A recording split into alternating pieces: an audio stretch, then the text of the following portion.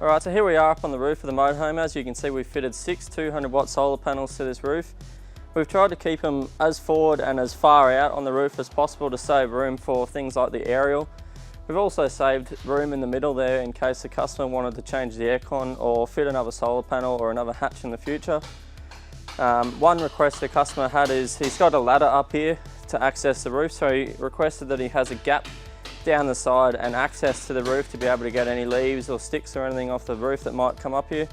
So we've left him that gap there to walk through and left this area bare as an access to get onto the roof and get to things. So with this solar that's up here now, he won't have any problems operating that 85 amp solar regulator that we fitted, and it'll keep his batteries up to that 100%. Alright guys, back at the front of the motorhome here. Thanks for taking the time to watch the video today.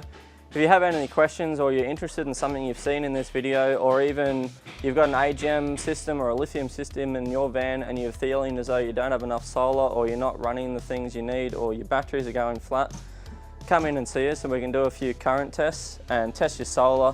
Make sure that you've got the sufficient system to run everything that you need to run. If not, we can quote you on upgrading it or quote you on what we feel you need to make everything operate correctly.